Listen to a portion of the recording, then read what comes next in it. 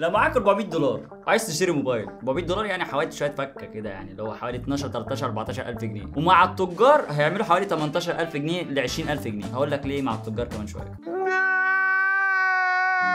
يعني لو انت معاك حوالي 400 دولار تشتري الشاومي 13 لايت ولا الموبايل سامسونج الجديد A54، تعالى اجاوبك في الفيديو ده وخليك تقرر تشتري اي موبايل فيهم. الجمله المكتوبه على التيشيرت ده لايقه قوي مع الفيديو ده، اجمد عشان لسه فعلا. يا ساتر يا رب. نوصلك الفيديو ما تنساش تخبط لايك للفيديو وتعمل سبسكرايب لو انت مش مشترك وتفعل زر الجرس. بالمناسبه ما تنساش تحت الفيديو في الديسكربشن هتلاقي قناه التليجرام اللي بينزل عليها عروض يوميه وحصريه من كل المواقع، وكمان هناك بندردش في حاجات كتيره سوا وانا برد عليهم شخصيا، فما تنساش تتابعني هناك على قناه التليجرام، هتلاقيها برده تحت الفيديو في الديسكربشن. كوبايه شاي بقى وتعالى جبت لك اسهل طريقه ممكن تربط بيها موبايلك بالكمبيوتر بتاعك، خاصه لو معاك ايفون زي حالاتي كده. فكره نقل الملفات وخاصه الفيديوهات من الايفون للكمبيوتر فكره كده شبه صعبه شويه او معقده، فانا اجيب لك اسهل طريقه، وده عن طريق ابلكيشن دكتور فون اير. الموضوع بسيط خالص، هتفتح اللينك اللي هتلاقيه تحت الفيديو في الديسكربشن، هيظهر لك كود على الشاشه، اعمل سكان للكود ده، هتلاقي نفسك اولا نزلت برنامج دكتور فون على الموبايل، هتفتح برنامج هتعمل سكان للكيو ار كود الجديد اللي ظهر لك على الشاشه، شكرا الكمبيوتر بتاعك مربوط بالموبايل بتاعك دلوقتي. تقدر تنقل ملفاتك من الكمبيوتر للموبايل سواء موبايلك ايفون او اندرويد. تقدر كمان تعمل سكرين ميرور اللي هي تعرض شاشه موبايلك على الكمبيوتر بتاعك، لو انت مثلا بتعمل برزنتيشن، بتقدم محاضره، عايز تتفرج على المحتوى بشكل كبير من خلال موبايلك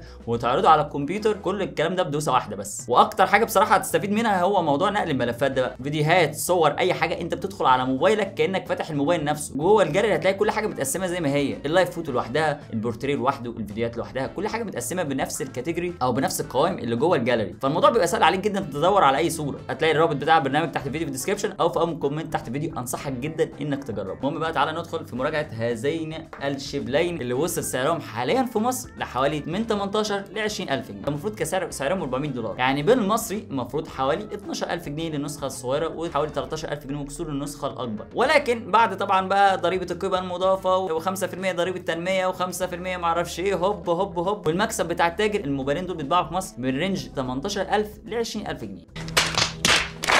المهم بقى تعالى ندخل في الكلام الجد. اول حاجه مش شكل الموبايلين، لا في حاجه قبل الشكل الموبايلين او الديزاين بتاع الموبايلين. العلب سيدي الفاضل، ثانيه نعكسهم، دي علبه الشاومي 13 لايت ودي علبه السامسونج A54، بس عامله رجيم شويه، عامله رجيم في كل حاجه، يعني هي يا دوبك هتفتح هو الموبايل بس، مفيش اي حاجه ثانيه، مفيش سكرين، مفيش كفر، مفيش شاحن، مفيش حاجه. انت بعد ما تدفع ال 18000 جنيه دول او ال 19000 جنيه انت لسه هتجيب كفر وسكرينه وشاحن للموبايل، كده دي ميزانيه ثانيه. ولكن في العلبه بتاعت شاومي لسه محافظين على وجود شاحن ال 67 واط، يعني مش مجرد شاحن بس، في شاحن 67 واط جوه العلبه، وكمان هتلاقي جوه العلبه كفر صحيح شفاف كده بسيط، ممكن يكون مش اغلى حاجه او افخم حاجه، بس ممكن تمشي حالك بيه لو انت مؤقتا عقبال ما الحاله تبقى ميسوره معاك وتروح تجيب كفر وسكرينه. بحس في البدايه كده الشاومي 13 لايت هجيبه تستخدمه على طول، ده هتبقى شايل هم ان انا لسه هجيب له كفر وشاحن وسكرينه. الشاحن يا جدعان هشحن موبايل ازاي؟ زي الموبايلين بصراحه شيك، الاثنين بيجوا بطبقه ازاز من ورا، كورنينج جوريلا جلاس 5 من قدام ومن ورا، بس بقى في اختلافات تانية زي مثلا ديزاين. شفت هنا ديزاين الكاميرات عامل ازاي؟ شبيه شويه بعيله الاس، الكاميرات العايمه بدل ما كان بيبقى في بامب كده او حته كده عاليه شويه او بارزه عن الظهر، المره دي حبه اللي تغير شويه ويبقى في كده من الدي ان ايه بتاع عيله الاس، صح شكله فلات كده ومسطح وبسيط،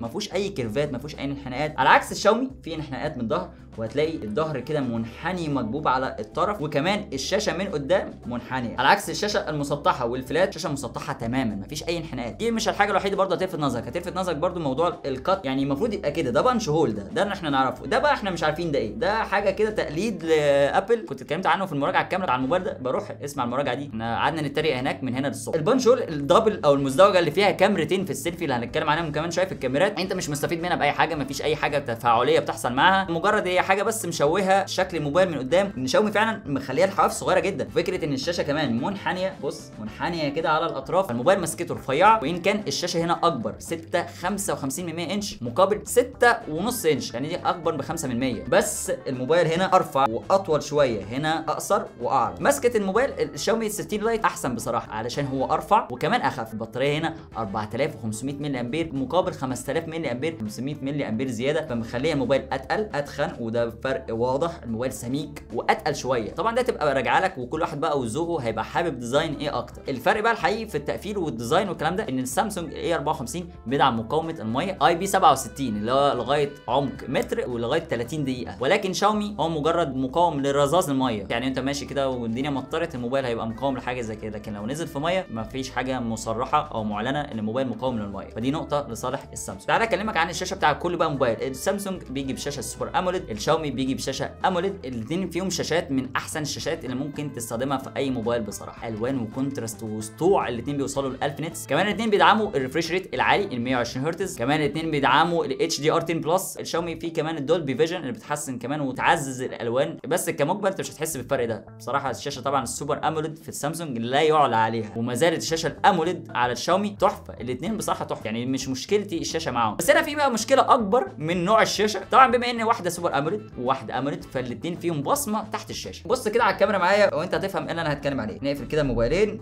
ونحط، يعني صباح الفل يا عمنا. يا عم انا حطيت صباعي على البصمه، يا عم فوق معايا. لغايه دلوقتي لسه كالعاده سامسونج كالعاده لازم هي الابطا على الاطلاق في الموضوع البصمه ده. لغايه دلوقتي سامسونج مش عارفه تعمل بصمه سريعه، يعني والله ما اعرفش ايه الفكره. بص هو بص بتستنى كده عليها شويه، هي مش بتعلق بس بتستنى عليها شويه. لو شلت ايدك على طول هيقول لك لا معلش حط ايدك تاني، انا لسه ما عرفتش انت ولا لا. لكن لو شاشه الموبايل منوره لا خلاص، بص بتحط ايدك خلاص بيتعرف عليك بسرعه. بصراحه شاشه الموبايل مطفيه يعني بيقول لك اهدى عليها شويه بالراحه، انا لسه مش مجمع، كانه لسه قايم من النوم كده مش مجمع مين اللي بيستخدمني دلوقتي. والله غريب جدا. بعد 4 اجيال لغايه دلوقتي مش عارفين يحسنوا الموضوع ده. فدي اول حاجه كده تفرق ما بين الموبايلين. والله انا واحد دمي حامي وعايز موبايل سريع معايا، اول ما امسك الموبايل اول حاجه كده تقفلني منه البصمه. انا لسه عايز افتح الموبايل ما تبقاش هي كمان بطيئه، انا عايز موبايل سريع. وبصراحه هنا الشاومي يتفوق، البصمه هنا طلقه وما بتغلطش، دقيقه جدا. يعني هي بدوبك بس بتلمسها خلاص الموبايل بيفتح. اللي بعده حاجه كبيره قوي ما بين الموبايلين واكبر اختلاف، ويمكن دي من اكتر الحاجات اللي هتخليك تقرر تشتري مين فيهم، الاداء. السامسونج بيجي بمعالج الاكسينوس 1380، ال13 لايت بيجي بمعالج السناب دراجون 7 جين 1. الموبايلين بيجوا بمساحه داخليه 256 جيجا و8 جيجا رام. تعال اقول لك كده على لعبه فرق لك شويه ما بين الموبايلين دول. ببجي بتشتغل اقصى حاجه على السامسونج على اتش دي مع هاي فريم ريت، يعني ماكسيمم 30 فريم. دافع 20000 جنيه او 19000 جنيه وباخد 30 فريم في اللعبه. معرفش ايه الفكره، هل ده عشان معالج جديد فلسه مش مدعوم بشكل كافي، مع انه معالج مش ضعيف، معالج برده قوي، فهل مش مدعوم بشكل كافي؟ معرفش، يعني الموضوع غريب. انا اتصدمت اول ما فتحت كده، ايه الهاي واتش دي، ايه الكلام ده. ولو قللت الكواليتي برده فريم ريت مش بيعلى، على العكس تماما على الشاومي الترا اتش دي مع اكسترا فريم ريت. ولو قللت الكواليتي السموث بتاخد اكستريم فريم ريت فبيوصل ل 60 فريم مرتاح. طبعا فرق الفريمات مخليه اللعبه انعم بشكل واضح وصريح على الشاومي 16 لايت. صحيح اللعبه مش بتهنج او مش بتقطع على الاي 54، ده ما بيحصلش، بس عدد الفريمات اكتر على ال 16 لايت. طبعا اللي بيلعب عارف يعني ايه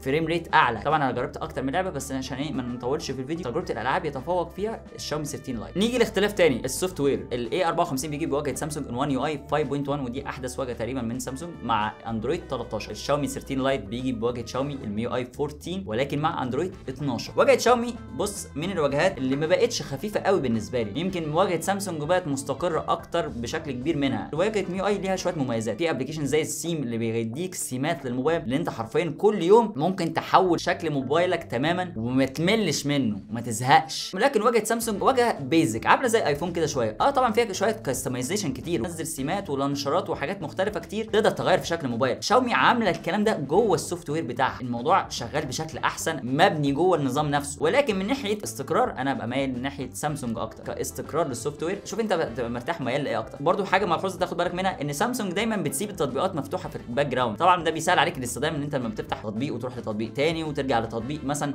بقالك حبه ما فتحتوش او فتحت عليه كذا تطبيق تاني بتلاقيه لسه شغال في الباك جراوند. دي حاجه حلوه جدا بتسرع عليك استخدام الموبايل، ولكن تستهلك كتير من البطاريه. وعشان كده فرق البطاريه الموجود في السامسونج ال 500 ملي امبير الزياده عن ال 4500 ملي امبير وهنا 5000. الفرق ده مش هتحس بيه قوي. واجهه شاومي موفره اكتر بقى في الحوار ده، وده بسبب انها شويه بتقفل التطبيقات. لو انت تطبيق سبته شويه ما استخدمتوش في الباك جراوند السوفت وير على طول بيقفله علشان يوفر من عمر البطاريه. بس في ملحوظه كمان، الموبايل ده اصلا حتى وانت الشاحن بتاعه هتشتريه اقصى قدره للشحن هنا 25 واط. دي ملحوظه نسيت اقولها، انت متقدر برده حتى وانت رايح تشتري الشاحن. نيجي بقى لحاجه مهمه جدا، تجربه التصوير الكاميرات على الموبايلين دول. الموبايلين دول فيهم كاميرا اساسيه من ورا 50 ميجا بكسل، ولكن بقى الفرق في معالجه السوفت وير. فطبعا سامسونج لا يعلى عليها في معالجه السوفت وير من بعد الايفون، او من افضل السوفت ويرات الاندرويد اللي بتعدل على الصوره. الموبايل ده بيطلع صور وتفاصيل حلوه جدا في ظروف بقى اضاءه عاليه، في ظروف اضاءه واطيه الموبايل ده بيطلع صور حلوه جدا. نفس الكلام على الشاومي، صح الكاميرا الخلفيه بتطلع صور تحفه بمعنى الكلمه، ما اثرتش تماما، نفس النتائج تقريبا بالظبط، والصور طالعه حلوه جدا. ولكن بقى اكبر فرق هنحسه في الكاميرا السيلفي. الكاميرا السيلفي اللي هي واحده بس على السامسونج 32 ميجا بكسل، والكاميرا السيلفي على الشاومي هي كاميرتين، واحده 32 ميجا بكسل وواحده 8 ميجا بكسل، عشان تحسن من وضع البورتريه اللي هو اوريدي بيطلع بيرفكت بالكاميرا الواحده السيلفي العاديه، والسوفت وير بيظبط كل حاجه على السامسونج. تمام، الصور البورتريه طالعه حلوه جدا على الشاومي، ولكن في ظروف الاضاءه الكويسه، في ظروف الاضاءه العاديه او القليله شويه، النويز بيبقى واضح بشكل مش طبيعي، وكمان احيانا كتير الكاميرا بتغلط في العزل. فمش معنى انا حطيت كاميرا ثانيه عشان تحسن البورتريه يبقى كده الموضوع كده خلاص بقى بيرفكت ومش هيغلط. كتوتال تجربه تصوير الموبايلين تحفه. كتفوق مين هيتفوق على الثاني؟ ممكن ابقى ميال للسامسونج شويه في موضوع الكاميرا السيلفي والسكين تون، بيطلع سكين تون كويسه وبيطلع صور سيلفي كويسه، ومش محتاج انا للكاميرا الثانيه دي. نيجي لاختلاف ثاني، انا بالنسبه لي مش عيب في اي موبايل فيهم، ولكن هو اختلاف على حسب ذوقك. السامسونج بيجي بستيريو سبيكر، سماعه المكالمات شغاله مع السماعه السفليه عشان يديك صوت مجسم، ولكن الشاومي سماعه مونو من تحت بس. الصوت كعلو الاثنين عاليين، ولكن الصوت هنا على السامسونج مقسوم على اثنين، هنا طالع من مصدر واحد. يعني انا بالنسبه لي مش فارق معايا ان السماعه تكون مونو طالما هي عاليه، وهنا صوتها عالي جدا، بالاضافه ان هنا السماعات بتدعم الدولبي اتموس، فبتطلع صوت تريبل وبيز حلو جدا. السامسونج بيطلع صوت حلو جدا وعالي برده، بس الصوت زي ما قلت لك مقسوم على اثنين، على سماعتين. شوف بقى انت حابب ايه، يعني ده حاجه ترجع لك. نيجي لحاجه مهمه مش موجوده في الموبايلين، ان الموبايلين ما فيهمش مدخل 3.5 مللي من فوق ومن تحت، لو بصيت مش هتلاقي مدخل 3.5 مللي، ولكن الموبايلين فيهم حاجه مهمه جدا اللي هو المايك الثاني لعزل الضوضاء. هنا موجود هنا اهو، وده هنا موجود هنا. هنا كمان في حاجه موجوده في الشاومي مش موجوده في السامسونج، انفراريد بورت اللي بيخليك تتحكم بالموبايل في اي جهاز عندك بيشتغل بالريموت. ويمكن دي شاومي حاجه لسه محافظه عليها من قديم الازل، هي لسه مميزه بيها لغايه دلوقتي. في اختلاف مهم جدا برده ما بين الموبايلين ممكن يفرق جدا في اختيارك تشتري اي موبايل، وهو البروكسيميتي سنسور. شاومي الحمد لله قررت مع شاومي 13 لايت تحط بروكسيميتي سنسور فعلي هاردوير جوه الموبايل، شغال كويس بيستجيب كويس، ولكن سامسونج لجأت للسوفت وير ومفيش بروكسيميتي سنسور هاردوير جوه الموبايل، هو بتعتمد على السوفت وير. يعني الموبايل لما بيحس ان انت بتعمل مكالمه بيطفي الشاشه. طبعا الموضوع ده مش بيبقى ظابط 100% عشان ده هو سوفت وير، بيصيب شويه ويخطئ شويه، لكن مش بيبقى شغال بشكل كويس او افضل بكتير لما يكون المستشعر هاردوير كحاجه موجوده جوه الموبايل. فطبعا دي نقطه لصالح الشاومي. الموبايلين فيهم ميزه مهمه جدا وهي الان اف سي، ما ينفعش تبقى دافع 20000 جنيه لا مؤاخذه ما فيش ان اف سي. ده اهم حاجه انا بعتمد عليها الفتره دي، الان اف سي ده عظمه، تعمل بيه كذا حاجه، اولهم وابسطهم خالص شحن كارت الكهرباء من غير ما تنزل من البيت. في حاجه كمان ان السامسونج تقدر تزود المساحه بميموري كارد، بس هتستغنى عن الشريحه الثانيه، ولكن الشاومي ما تقدرش اصلا تضيف ميموري كارد، ما فيش مكان ليه، يعني تقدر تستخدم شريحتين وهذا هو. بس يعني اعتقد دي برده يعني مش ازمه كبيره قوي، يعني في حاله ان الموبايل بيجايب مساحه داخليه 256، بس لو دي قليل عليك وهتفرق حاجه زي كده، لا روح للموبايل اللي بيدعم مدخل للميموري كارد او ان انت تزود المساحه. طب يا بيتر النهايه كده بقى يعني اشتري ايه؟ بص والله انا احترت، يعني الموبايلين حلوين جدا وكل موبايل مميز في حته، ويعني بص مخيش كده في حته ثانيه. زي مثلا السامسونج موبايل مميز في سوفت وير مستقر، كاميرات تحفه، موبايل سلس وهادي وشكله كده شيك وابن ناس، وان كان تقيل شويه او سميك شويتين بس مازال مسكته مقبوله مش سيء. ولكن العاب مش الافضل، يعني انت لو بتفكر في العاب مش هو ده الموبايل اللي اقول لك روح اشتريه، لا ابعد عن الموبايل ده، هو ما قدمش تجربه ممتازه بالنسبه للسعر ده. انا ممكن ادفع نفس الفلوس دي في موبايل تاني يقدم لي تجربه العاب احسن. في حاجه كمان مهمه كقيمه مقابل سعر، قيمه مقابل سعر طبعا الشاومي يكسب، انت عندك الموبايل جوه العلبه كل حاجه، لكن هنا الف ب كده لسه ما فيش شاحن، اللي هو لسه ما عملتش حاجه، شاحن كفر سكرينه، فعلا ميزانيه ثانيه. لكن الشاومي طلعه من العلبه تستخدم على طول ويلا مشي حالك. ولكن في كام ملحوظه زي القطع او الشكل ده ممكن يكون الناس مش حباه. كمان الشاشه هنا كيرف، الشاشه الكيرف دي بتبقى معرضه للكسر بنسبه اعلى، ولا موبايل وقع وانت مش محافظ عليه ومش حاطط له كفر كويس، وهتضطر طبعا يبقى شاغل بالك الاكسسوارات بتاعته لما تجيب له سكرينه، السكرينه تكون لازم يكون فيها كيرف علشان تكون محافظه على الكيرف ده ومحميه شويه. السوفت وير تقدر تكستمايز فيه كل حاجه لابعد الحدود، فمش هيخليك تمل من الموبايل. احيانا بيحصل فيه شويه تهنيجات كده كعامه كسوفت وير MIUI، لكن مع الموبايل ده انا لسه ما حصلش معايا تهنيجات، بس انا بقول لك عامه كسوفت وير MIUI احيانا بيحصل فيه شويه تهييسات. بصمه سريعه، تجربه تصوير ممتازه مع بعض الملاحظات، لو انت في اضاءه ضعيفه السيلفي مش هيكون احسن حاجه. شوف ايه اللي يفرق معاك، ايه اللي انت تقدر تعايش معاه وايه اللي ما تقدرش تستغنى عنه، بناء عليها تعرف تشتري موبايل صح ويعيش معاك كويس وكمان تبقى مبسوط معاه. ولكن انا كبيتر هبقى ميال ليه صراحه، انا هبقى ميال شويه للشاومي، انا اقدر اتعايش مع الملحوظات اللي موجوده فيه، لكن مش هقدر اتعايش مثلا مع بصمه بطيئه، مش هقدر اتعايش مع تجربه العاب مش الافضل بالنسبه لي، هي مستقره بس مش الافضل. وانا بقول لك ده بالنسبه لقراري او استخدامي انا، انت ممكن يكون استخدامك غيري فيمشي معاك السامسونج اكتر. عشان كده بقول لك دايما انت ليك الاختيار. مقارنه عنيفه قوي وطولت قوي المقارنه دي. فيا صاحبي اتمنى يكون الفيديو عجبك، ما تنساش تخبط لايك للفيديو، ظبطني بقى كده. اتمنى كده الفيديو كان مناقشه علميه اكتر ما هو مجرد مراجعه ومقارنه. انا حبيت ان انا اتناقش كده معاك كاننا قاعدين على قهوه وبتسالني اشتري اي موبايل فيهم، واتمنى الموضوع يكون نجح وقدرت اساعدك ان انت تختار. فلو ساعدتك ان انت تختار وانت قررت تشتري موبايل، ما تنساش تكتب لي تحت الفيديو في الكومنتات ان انا ساعدتك ان انت تختار وهتختار انهي واحد فيهم بس يا صاحبي. وما تنساش تشترك في القناه ولو انت مش مشترك عشان احنا نقدم حاجات حلوه هنا وتكون من العيله الصغيره بتاعتنا. واشوفك على خير في الفيديو اللي جاي. سلام.